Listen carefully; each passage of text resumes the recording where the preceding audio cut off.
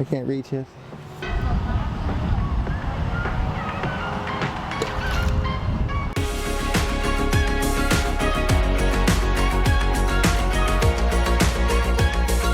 Hey there everyone, it is another magical day here at the Fantasia Gardens mini golf course. I am back because I loved the mini golf we played the other day. So now we're back to play the much more difficult version. The garden course is meant for everyone. The whole family can play together. This course right here, the Fairway Course, which we are just about to play, ready to go, is apparently professionally graded or something like that. They told me at the front desk it's one of the most difficult ones around.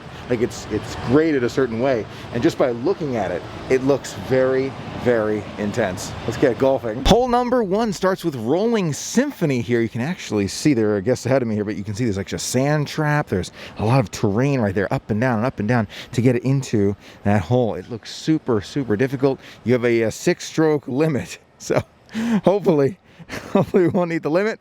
I'll let you know. We're gonna play. Okay, it's our turn. Take a look at the difficulty of this hole right here. We have to go all the way. Look at how much I have to like walk over hills.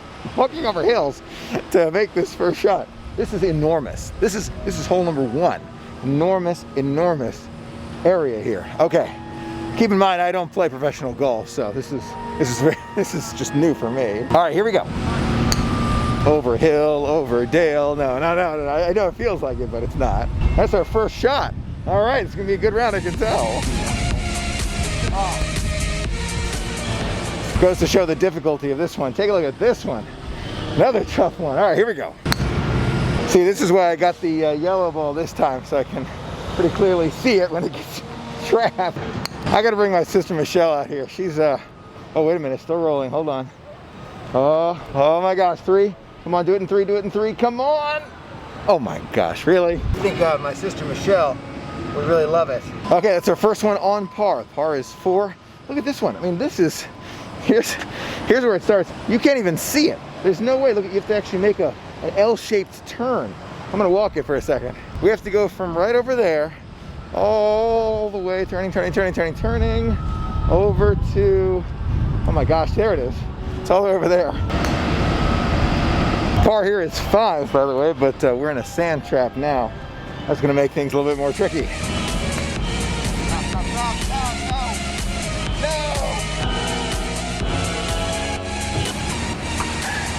That par is 5 and we made it in 6, so technically not that bad, but that's a tough one. Okay, here is hole number 4. I'm gonna put the ball right there, figure out where the hole is. We follow it all the way around here. Look at these sand traps on both sides. It's par 4 here.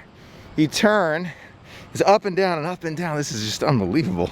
you can end up in there, you can end up over here, you can end up in the sand trap, and then we got to make it into there. Stop. Par is 4, so if we make it on this next shot, and we're all gonna make par.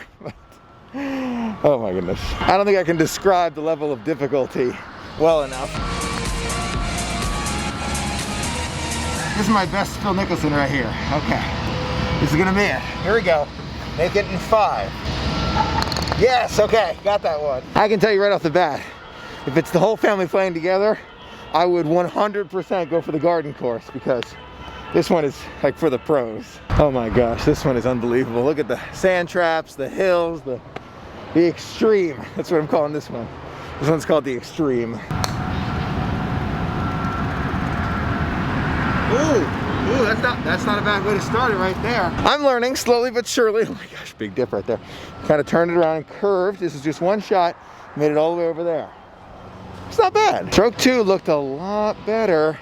I might be catching on to all this. Like many golfers, from what I've heard, the most difficult part of it is the short game. So I'm still working on my short game, because I was able to make some pretty good ground at first, but then I lost it all at the end. I got 1 over par 6, par 5. Next one. The Legend of Yensid is the name of this hole 6 here. That kind of goes up and down and all over, but at least it's kind of downhill in that direction. That was shot number 2. I've got 2.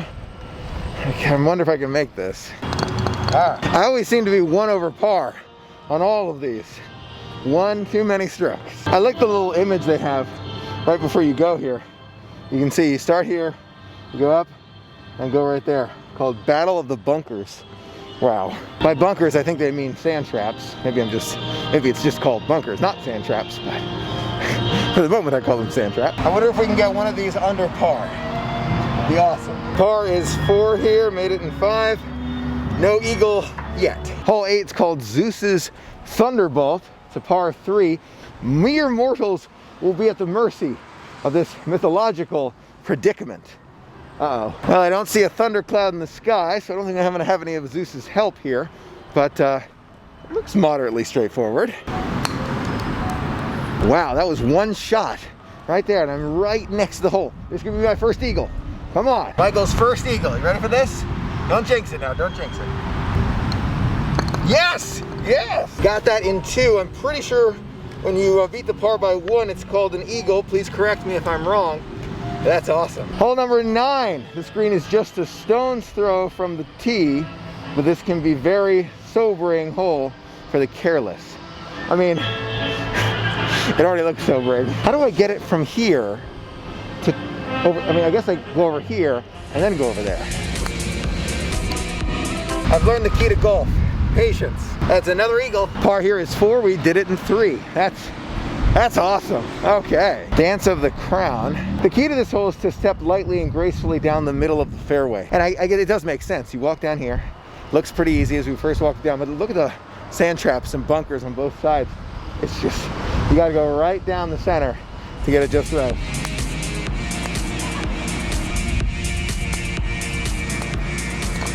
Four. I cannot believe we just did that. Okay, either I'm having like the luckiest day ever or I'm getting better at this. You shoot all the way over here, following it, not going on either side, staying right in the middle. And then you go right up there. Look where I'm at. I'm right on it. That is phenomenal. That was the closest to a hole-in-one I've ever gotten. It's the hard part. Oh my gosh. Got it in 4. See where it says the hole's name?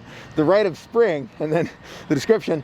That's exactly where you want to stay on this rambling hole of prehistoric import. That is very difficult, and the waterway, I'm sure, has tons and tons of golf balls in it. Almost had that. The big question, can I do this without getting it in the water?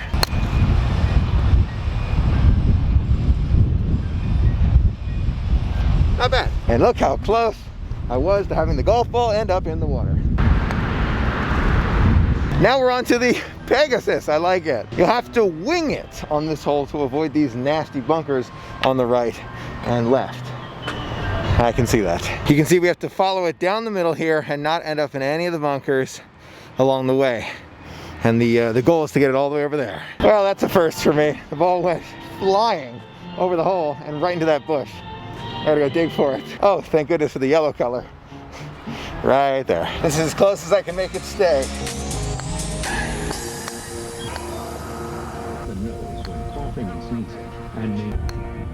My golf ball just did a hop, skip, and a jump right into the water.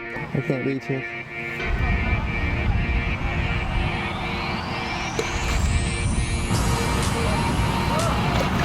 Well, I lost that ball in the water. I'm gonna go back to the main entrance area and see if they'll give me another one to restart hole 15. Whoops. If you look at where the ball is, there's like a little barrier so the ball can't go into like the main body of water. So I think it happens all the time. The guests they just walked past, who were in front of me, said they just lost their ball too. And their son had to come back and get another one. So it's so funny.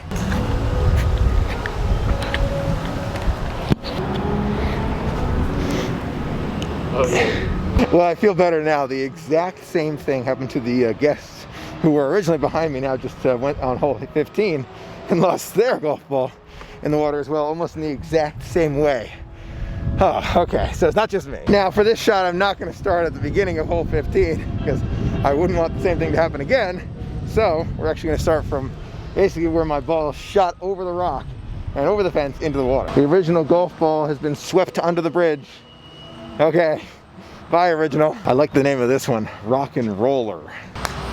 Oh my goodness, look how close we were to a hole-in-one right there. Kind of makes up for the fact that that last one still in the water. I think that's called a double eagle, 2 under par.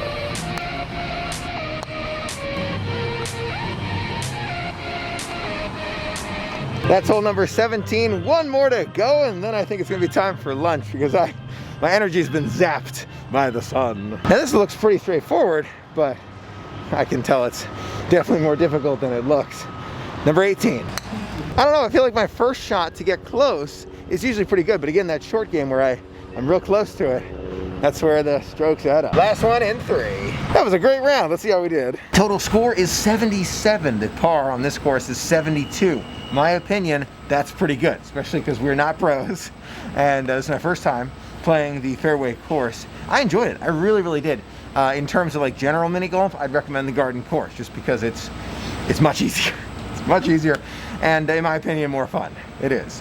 But this is the challenge one. If you want a challenge, this one. Great round, Fairway Course. Now time for some food and water. Definitely need some water. And I want to try a spot that I've been wanting to try for a long time, but we haven't tried yet. Just a hop, skip, and a jump away from the Fantasia Mini Golf course is the Swan and Dolphin. And today I want to try a dining venue that we've had the ice cream from time and time again. You know we loved the fountain dining. The fountain dining experience, not to be confused with the fountain milkshake and ice cream window, is similar to Beaches and Cream, at least from the looks of it. We've never tried it before. It's something that I've really been wanting to try just because I love the milkshake so much. You think that the food's got to be comparable. Let's find out. I am not used to checking the schedule for different restaurants. Sure enough, the fountain is not open on Mondays, Tuesdays, or Wednesdays. That's good to know. Oh, so we will try something else here inside the Dolphin. More anticipation for the fountain in the future. Cabana Bar and Beach Club. That sounds really good. And I took a look at their restaurant menu real quick. One of the top shareable is crispy calamari. This could be extra special. Now I gotta go find it. What's the water? Yes. First floor. First floor. And then that one, swept to the pool. Perfect. But if you go that way, it's easy. Goes to show I really don't know the Swan and Dolphin well enough. I had to ask a team member for help because I was like, I don't know where this bar and grill is. Very, very friendly. So we know where we're going now. Do you want to sit at the bar or at a table? Tuna poke bowl. I totally missed that the first time. That calamari is just screaming my name, but it's a shareable, so it's probably gonna be too big for just me. The poke, on the other hand, I'm a big fan of poke. I think you just sold me just by your description though. Jose has convinced me it's gonna be the poke today. As soon as I said poke, his eyes just like lit up. He was like, oh yeah, poke. So all right, we're gonna get the poke today. Calamari, he said it's kind of big for just one person. I'm like, I love calamari though, so we'll see. Poke to start with. Could this be a new favorite? I don't know, but I'm getting a great vibe from it right off the bat. Incredibly fast service here. We've got our poke bowl already. Take a look at it. It is phenomenal. You got the poke right on top. There's the avocado underneath with the rice. Looks like kind of a spicy mayo all around. I am super excited to try this. Oh my gosh, yes, that is so good. That is delicious, absolutely delicious. I really, really like that one. The avocado, the sticky rice, the spicy mayo, the avocado, it goes so well together. In terms of other poke that we've had, this is really, really good. The only one that I can clearly think beats this one is the one from Aulani in Hawaii, which makes a lot of sense. Otherwise, this might be like second best. This is really good. Overall, I really do like it. It is a little bit of a smaller portion, but for me, it's worth it. It is worth it. I would definitely get it again, especially when I'm feeling like poke. This is the poke that I can think of in the area that is my favorite. Yes to, I think it's called Cabanas. Cabana, singular, not plural. So good. Now I love that so much I decided to go ahead and get the calamari as well. I know I'm kind of been going in reverse order here, that's okay. But I wanted to try it. You know, we're on the hunt for the very best calamari at Disney. Right now, the winner of all the calamaris is at Mama Melrose in Hollywood Studios. Could this beat it? Only one way to find out. That was quick. Take a look at the calamari right there. Looks delicious. It comes with that buffalo sauce on the side and on top. Very unique looking calamari here. This is a shareable item, but it's not too large. I think we're gonna be able to finish this one. Looks absolutely delicious. You ready? Could it be the #1 calamari at Disney? Only one way to find out. Trying a bit with that buffalo sauce on there. Bon appetit. I don't think I've ever had calamari with buffalo sauce before, and like a creamy cheese as well. It's good. It is good. It is not the best calamari at Disney. Mama Melrose and Spice Road Table have definitely got it beat. It's a little bit on the chewier side. Ones in Mama Melrose are perfect. Absolutely perfect. These are still good. I can see myself getting them again, especially if you want something spicy with the buffalo, then yes. Otherwise though, probably go for something else. That being said, the poke is one I would definitely get again. Overall thoughts about Cabana, it was good. I really enjoyed the poke. That was delicious. I'll definitely be back for the poke. Calamari I'd probably skip in the future. That's just me. I feel like the buffalo sauce didn't quite go with the calamari flavor. Want the best calamari? Go to Mama Melrose. Promise you will not be disappointed. I was super dehydrated, by the way. Went through like 4 of these. You gotta stay hydrated in Florida. Every time we walk by these pools here by the Swan and Dolphin, I've noticed that it's usually not that crowded. So if you really like pool time, you want to have a big area to spread out, it's a great spot for that. I keep trying to fathom how much work goes into creating a building like this. I know it's done all over the world, but you think about the scale of a human being trying to just put this together. I know it's a huge team, I know, it's a ton of people make it happen, but it always impresses me. Thanks so much for sharing in the magic with me today. It was so much fun sharing it all with you. Until next time, have a magical day.